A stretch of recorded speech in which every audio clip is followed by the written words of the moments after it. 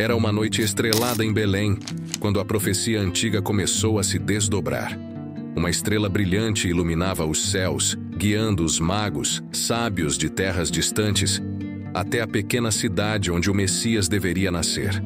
Eles trouxeram presentes simbólicos, ouro, incenso e mirra, reconhecendo na criança envolta em panos um significado divino. Esses magos eram estudiosos das estrelas e das antigas escrituras, e através de sua sabedoria, sabiam que este nascimento era extraordinário. A estrela, que os acompanhou durante a jornada, pairava sobre o local onde Jesus, o Filho de Deus, veio ao mundo. Ao chegarem ao estábulo humilde, os magos adoraram o recém-nascido e ofereceram seus presentes com reverência. Eles compreenderam que as profecias milenares estavam se cumprindo diante de seus olhos e que a chegada deste menino mudaria o curso da história. Este capítulo é a introdução à história de Jesus, marcando seu nascimento como o cumprimento das profecias messiânicas, um sinal de esperança e redenção para aqueles que aguardavam o prometido Messias. O encontro dos magos com Jesus é o primeiro indício de que este não seria um evento comum, mas o início de uma jornada extraordinária que impactaria a humanidade para sempre. Após o impactante nascimento em Belém e os eventos relacionados à visita dos magos, a história de Jesus entra em um período aparentemente silencioso. Durante os anos seguintes, Jesus cresceu em Nazaré, uma pequena cidade na região da Galileia, junto aos seus pais adotivos, José e Maria. Estes anos de silêncio, entre a infância e o início do ministério público de Jesus, são conhecidos como os Anos Perdidos, ou Anos Ocultos, na tradição cristã. Pouco é registrado sobre essa fase em relatos bíblicos, mas é presumido que Jesus, o filho de carpinteiro, tenha aprendido o ofício de seu pai e vivido uma vida aparentemente comum. Apesar da aparente simplicidade, aqueles ao seu redor testemunhavam uma sabedoria extraordinária em Jesus, mesmo quando ele ainda era jovem. Os evangelhos mencionam um episódio específico quando Jesus, aos 12 anos, foi encontrado no templo em Jerusalém, discutindo com os eruditos das Escrituras, impressionando a todos com seu entendimento profundo. Estes anos de silêncio, embora escassamente documentados, preparam o terreno para o ministério público que estava por vir. Eles sugerem que a preparação espiritual e intelectual de Jesus era tão essencial quanto sua missão pública.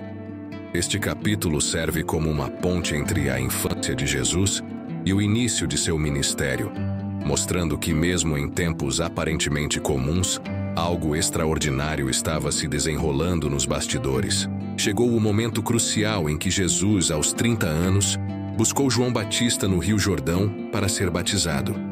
A cena foi marcada por eventos divinos e uma manifestação pública da relação única de Jesus com Deus. Ao se aproximar de João, Jesus insistiu que o batismo ocorresse para cumprir toda a justiça. João, inicialmente surpreso, concordou, e quando Jesus emergiu da água, algo extraordinário aconteceu.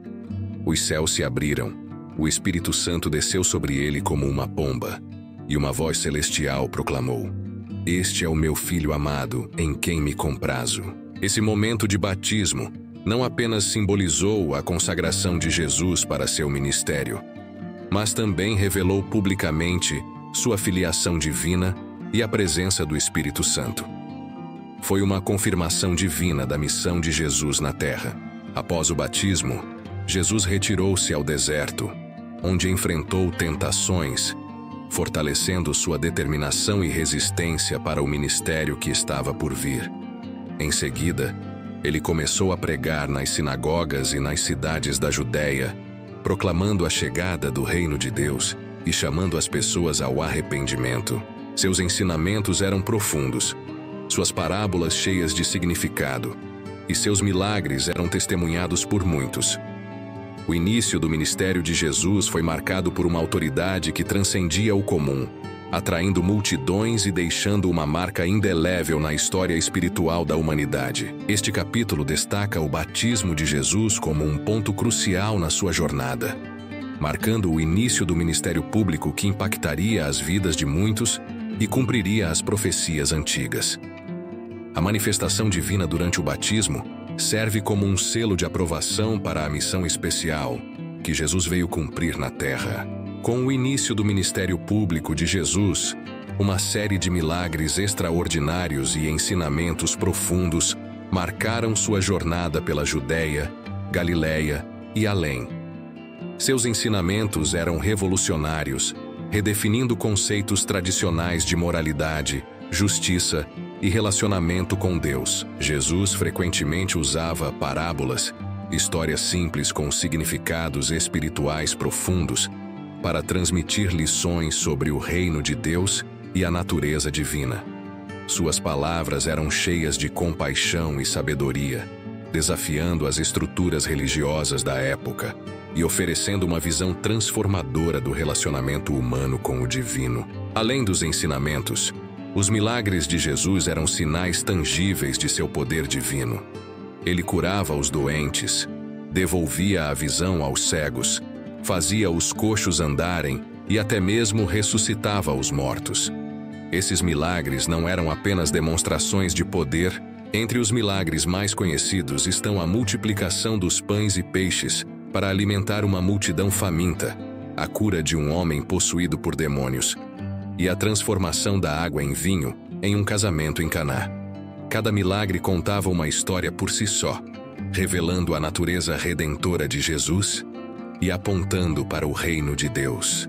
A combinação dos milagres e ensinamentos de Jesus atraiu uma ampla gama de seguidores, desde os simples pescadores até os intelectuais e líderes religiosos.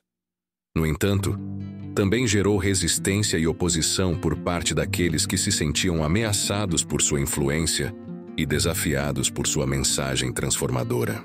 Este capítulo destaca a dualidade do ministério de Jesus, revelando sua compaixão através dos milagres e sua sabedoria inigualável através dos ensinamentos.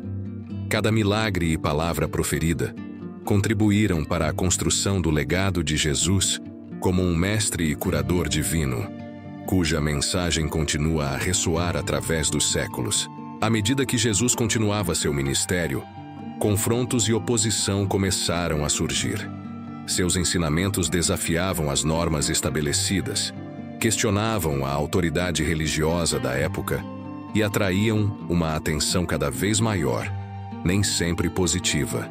Os líderes religiosos, conhecidos como os fariseus e escribas, viam Jesus como uma ameaça à ordem estabelecida. Suas críticas se concentravam em questões de tradição, interpretação da lei e a autoridade com a qual Jesus ensinava. Confrontos verbais tornaram-se frequentes, e Jesus denunciava a hipocrisia e a falta de compreensão espiritual desses líderes. Além da oposição religiosa, Jesus também enfrentava desafios políticos. A presença romana na Judéia gerava tensões, e algumas pessoas esperavam que o Messias fosse um líder político que libertasse o povo da opressão romana. No entanto, Jesus focalizava em ensinamentos espirituais e no reino de Deus, muitas vezes evitando se envolver em questões políticas terrenas. Seu relacionamento com os marginalizados, pecadores e excluídos também provocava críticas. Jesus não hesitava em compartilhar refeições e momentos de convívio com aqueles considerados socialmente inaceitáveis, o que gerava desconforto entre os líderes religiosos e a elite da sociedade. Esse capítulo ressalta a dinâmica complexa entre o ministério de Jesus e as forças opostas.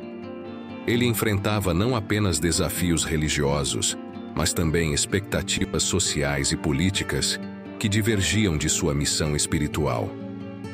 Mesmo diante da oposição, Jesus permanecia firme em seu propósito de proclamar o reino de Deus e oferecer salvação àqueles que buscavam sinceramente a verdade. Após a ascensão, os discípulos aguardaram a promessa do Espírito Santo, que Jesus havia prometido enviar. Essa promessa se cumpriu no dia de Pentecostes, quando o Espírito Santo desceu sobre os discípulos, capacitando-os a falar em línguas diferentes e iniciando o poderoso testemunho da mensagem de Jesus.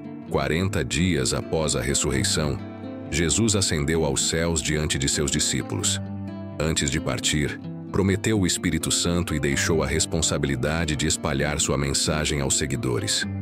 O legado de Jesus continuou a crescer, influenciando gerações e moldando a fé cristã, que persiste até os dias atuais.